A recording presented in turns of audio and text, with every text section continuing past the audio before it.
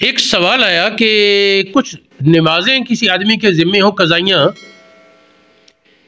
तो फ़िक़्ह हनफ़ी का मसला है कि वो अगर साहिब तरतीब है तो तरतीब के ख़िलाफ़ करेगा तो नमाज उसकी दुरुस्त नहीं। यानी जिसकी कज़ाइयाँ 6 से कम है उसे हुक्म है कि जिस तरतीब से कज़ा हुई उसी तरतीब से कज़ाई दे।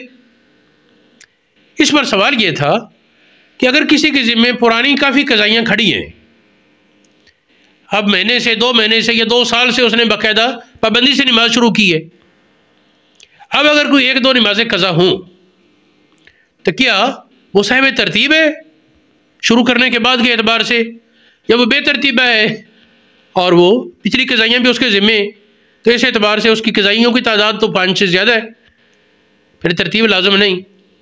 तो इस मसले में मेरी तहकीक ये है कि उस पर तरतीब लाज़िम नहीं, तरतीब लाज़िम नहीं।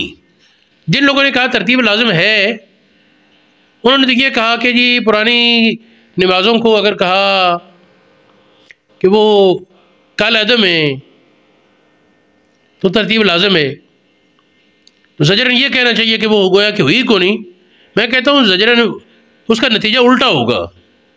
अगर ये कहना पिछली तेरियाँ को नहीं जड़िया पीछे ज़िम्मे नो भी उमें खलोतियाँ हैं, पहली जो ज़िम्मे है वो उसी तरह खड़ी है, तो फिर तो वो है ना कि उसको ज़हन में एक एहसास होगा। और अगर ये है कि उसको कहा कि पिछलियाँ ख़त्म माफ़ हो गई, अब कोई कज़ा हो तो उसकी कज़ाई देता रहे और तरतीब से, इसमें पिछली कज़ाइयाँ वो नहीं देगा, इसमें पिछली कज़ाइयाँ वो नहीं देगा अगर जब शुरू किया है। लेकिन अगर ये बताया कि पिछली तेरे ज़िम्मे खड़ी है,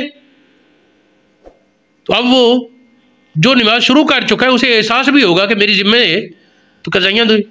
दूसरा ये कि इस तरह देखने वालों को ये रग़बत होगी कि अभी कज़ाइयाँ ना दें, अभी नमाजें ना शुरू करें कि नमाज शुरू करिए तो फिर कज़ाइयाँ लाज़िम हो जाती हैं, ना शुरू करें ना कज़ाई लाज़िम। तो ये गलत ख्याल है। कुरान पाक का हुक्म था अक़िमिस्सलात लिज़िक्री, मेरी याद के लिए नमाज कायम कर। इसका तफसीर ये है कि नमाज माफ़ नहीं, अगर कज़ा हो गई तो कज़ाई लाज़िम है। हाँ, तो जो अब मसला जिक्र हुआ पुरानी कज़ा नमाजें गिनती में वो शुमार होंगी, ये मसला दुर्र गुर्र, मजमुअल अनहर, शरह मुल्तक़ल अबहर, अल बहरुर राइक़, हिदायत शरीफ, फ़तहुल क़दीर, तबयीनुल हक़ाइक़ और मुहित सरख़सी वग़ैरह में मौजूद है।